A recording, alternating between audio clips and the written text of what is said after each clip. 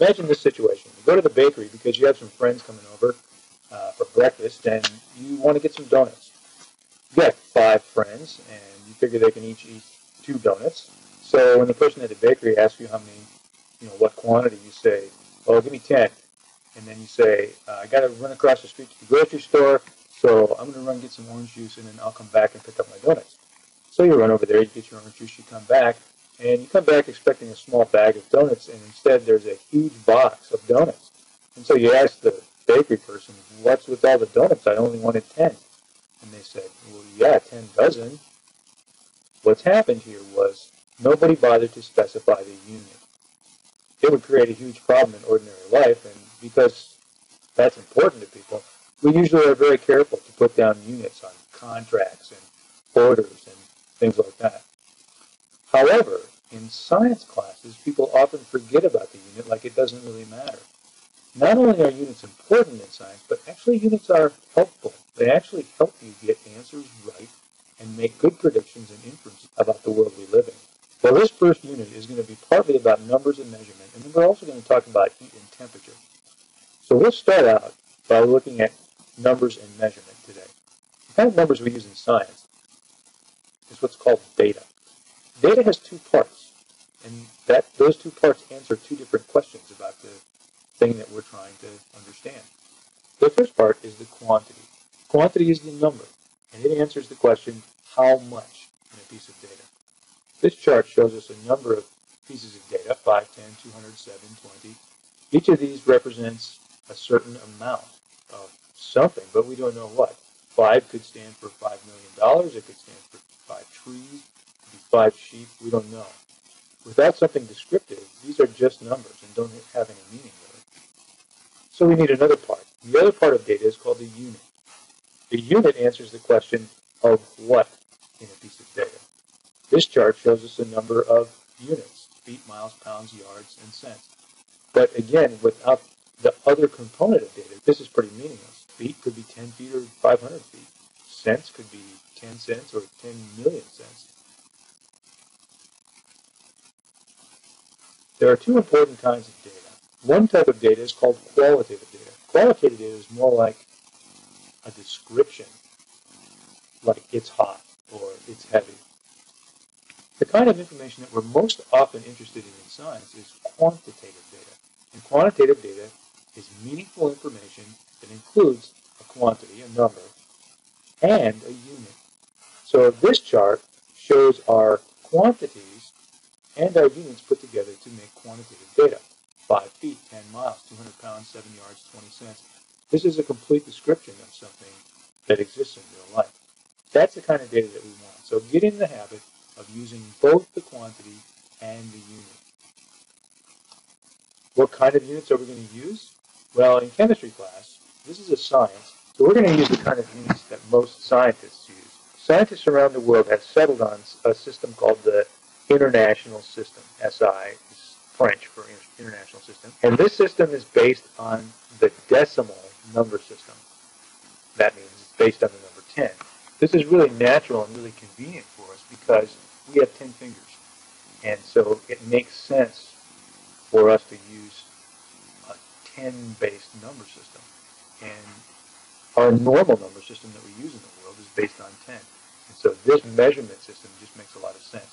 It uses a lot of the same units that are in what we commonly call the metric system, which is not usually used in the United States, although we're starting to use more and more metric units, but it is used almost everywhere else in the world.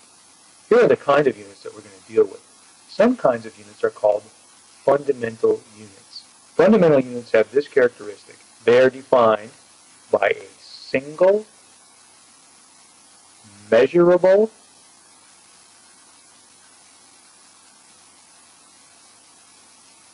physical phenomenon. A single, measurable, physical phenomenon. Here's what that means. A fundamental unit can be defined by something that we can measure in some way in the physical world with only one tool. So length would be an example. If I measure the distance between 2 spots, one tool could do that. I could measure it. It wouldn't be something that changes or something that's not describable with a number.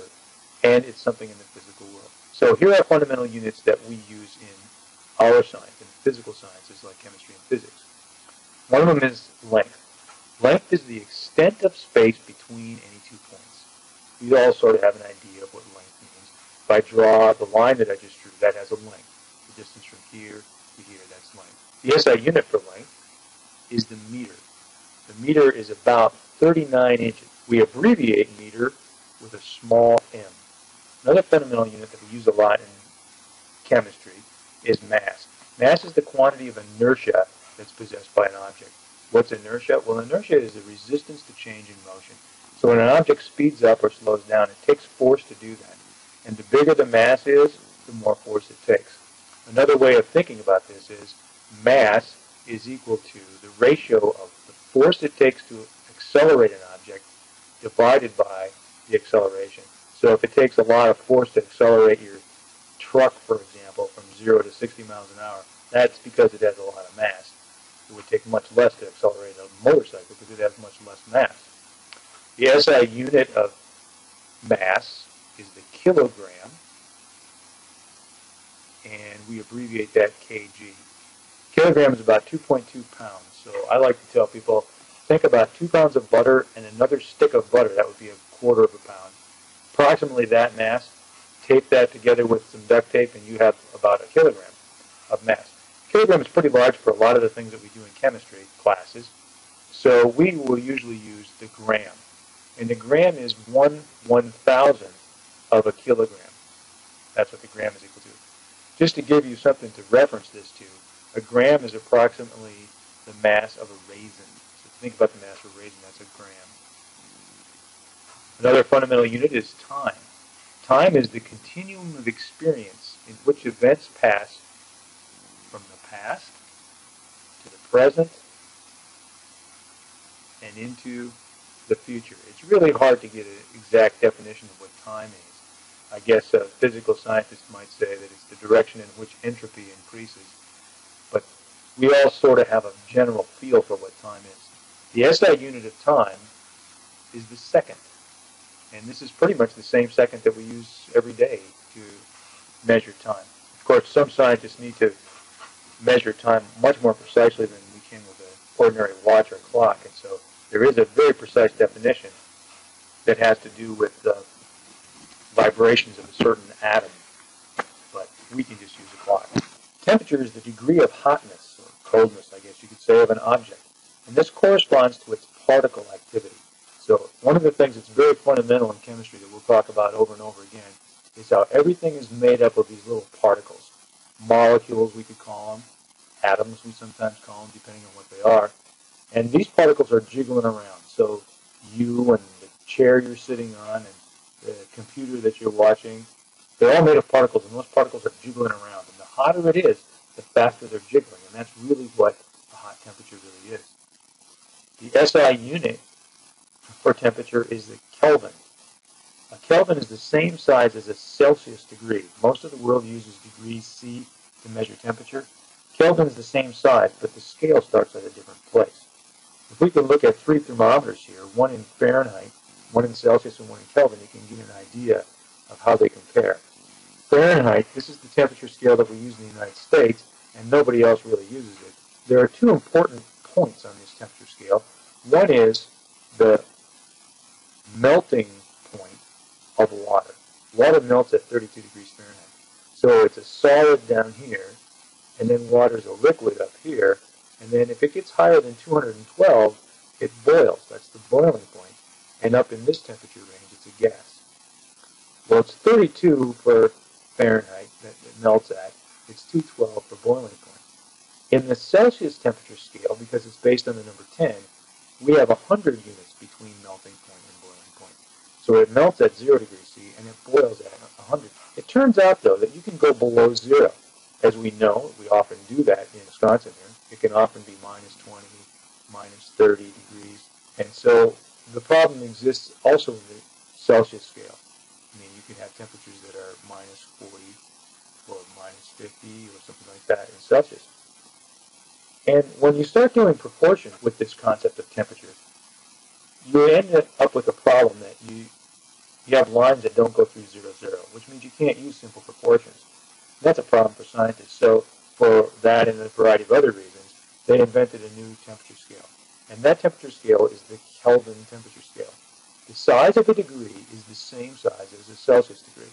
So between melting point and boiling point is 100 degrees, 100 Kelvin we call. But it starts at 0 degrees Kelvin. That's the coldest temperature you can possibly ever have. It's called absolute zero. Well, that's negative 273 degrees Celsius. And so that means to convert, you take any temperature in Celsius, like 0 for example, and add 273, and you'll get the temperature in kelvins. Same thing up here.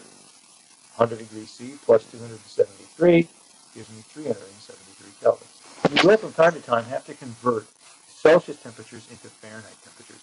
And there's an equation that a lot of people have seen, and some people even memorized it. I can't memorize things very well, so I had to stop and think about what temperature conversion is. And really, temperature conversion is a line. Let's see how you can develop it. If you plot degrees C on the x-axis, on the vertical axis you plot Fahrenheit degrees. When it's 0 Celsius, well, that's the melting point of water, and it's 32 degrees Fahrenheit. So there's 1 point. But when it's 100 degrees Celsius, that's the boiling point of water, it's 212 degrees Fahrenheit. So the intersection of 100 and 212 gives us another point, an ordered pair. So if I draw this line through these 2 points, that line has an equation. Well, how do you find it? Lines are in the form y equals mx plus b, where b is the y-intercept and m is the slope. So here's what that looks like here. Y on our scale is the temperature in Fahrenheit. The slope? Well, slope is rise over run. And my rise here is 212 minus 32. That's 180 degrees. Run is 0 to 100. Well, that's 100 degrees Celsius. So my slope is 180 over 100. X is the temperature in degrees Celsius. And B, well, that's where this crosses the y-axis, and that's 32. 180 over 100 is 18 over 10, but that can be reduced down to 9 over 5. So here's an equation of the line that converts between temperature scales. Fahrenheit temperature is equal to 9/5 the Celsius temperature plus 32. So that's an equation that converts or relates Fahrenheit to Celsius temperature. Now, what's the equation that relates Celsius to kelvins? Well, that's quite a bit easier. The temperature in Kelvin is equal to the temperature in Celsius plus 273. We saw that on the last screen where we had the thermometers. In addition to these fundamental units, we have derived units. Derived units aren't defined by a single measurable physical phenomenon, but instead it's defined by a combination of these fundamental units. They're mathematically combined. One of these types of derived units is area. Area is the flat surface that's enclosed by a perimeter. So here's a rectangle, and the area, the flat surface that's inside here, we all know how to get that. That's length times width. So if you measure the length, you'd measure it in meters in the SI system. Width, same thing. So we find area by length times width, so it's meters times meters. So the SI unit is meters squared, or what we call the square meter. Volume is the three-dimensional space that's occupied by an object, like how much space is inside this bottle. Well, the SI standard unit would be, if you think about a cube, to find the volume of a cube would be length times width times height. So if you measured this by meters and this by meters and this by meters, it'd be meters cubed, or what we call cubic meters. But that's a pretty big space, and so most of the time in chemistry we're going to use the liter. The liter is actually 1/1000th of a cubic meter. We're pretty familiar with liters because lots of things are sold by liters nowadays in the U.S. And this is an example of a 1 liter water bottle that we have in this picture here. So a liter is a quantity that we're already pretty. Density is another derived unit. It's the ratio of mass to volume. Density is defined as mass mass divided by volume. Well, the SI unit of mass is the kilogram, and the SI unit of volume is the cubic meter. So the SI unit is actually the kilogram per cubic meter, or we would write kilogram divided by cubic meter. Per always is represented by divided by. Now, a kilogram is a pretty big amount of mass, and a cubic meter is a huge amount of space, and we don't usually deal with that often. So there's a smaller unit that we use in chemistry, and that's the gram per milliliter, or the gram per cubic centimeter. A milliliter, it turns out, is a thousandth of a liter, and a thousandth of a liter, or a milliliter, is the same as 1 cubic centimeter, centimeter by a centimeter by a centimeter. Speed is the ratio of the distance moved and the time it takes to move that distance. That's what speed is. So here's the ratio: distance divided by time. That's speed, or v for velocity is what people often use. Well, distance we measure in meters, time we measure in seconds, and so the SI unit is the meter per second. Acceleration is the ratio of change in speed to time. So acceleration, we'll call that A, is the change in speed divided by the time it takes to change the speed. Acceleration in the United States, when people are talking about how fast their cars are, they say, well, it can go from 0 to 60 in so many seconds. So you have a speed, the 60 is miles per hour, divided by a time, which is seconds, miles per hour change over seconds. But in the SI system, our speeds are in meters per second, and our times are in seconds, so it's meters per second, or meters per square second. Force is what it takes to change speed. There's a relationship that was discovered by a guy named Isaac Newton. F equals ma. However big your acceleration is, if you multiply that by the mass of the object that you're trying to accelerate, trying to change the speed of, that will be equal to the force. So the unit for force would be made up of mass unit, which is kilograms, times acceleration units, which is meters per second squared. So kilogram meters per second squared is the unit for force. But that's been renamed the Newton in honor of the guy who discovered that equation. Energy is what it takes to apply force over a distance. If you want to make your bike go faster for a long time, you have to expend energy to make that happen. Well, here's the relationship for this. It's force over a distance, and so it was determined that energy is equal to the product of force times distance. How much energy you spend is the force you apply times the distance you apply it over. Well, force is in newtons, distance is in meters, and so Newton meters is the unit of energy. Sometimes people will call this a joule, which is named after another scientist who worked with energy. Well, power is how fast energy gets spent. Spend energy faster, that's more power. Here's the relationship. The power is the energy spent divided by the time it took to spend the energy. So power is energy divided by time.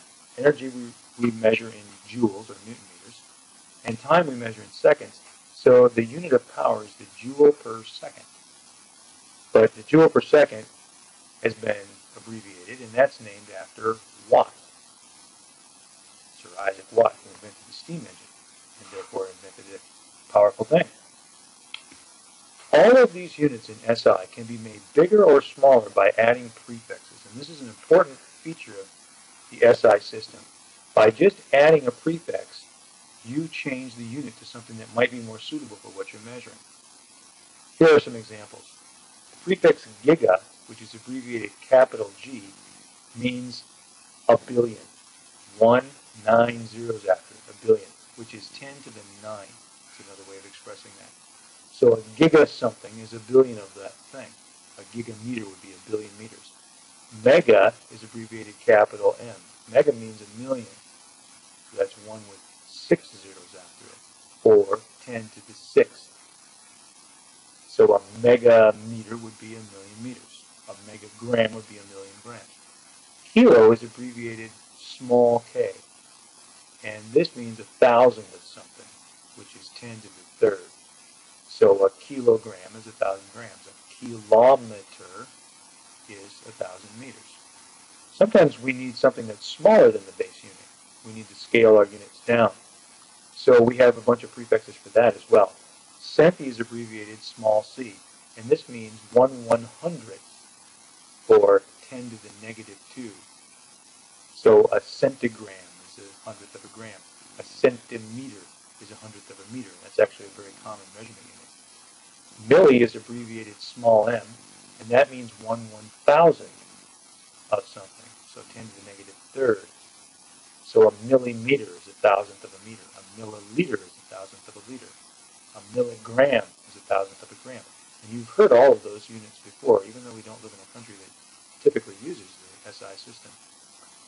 Micro is abbreviated with this Greek letter mu. That's how you say that. Mu. And micro means 1/1,000,000th, or 1/10 to the 6th, or 10 to the negative 6th. So a millionth of a meter would be a micrometer.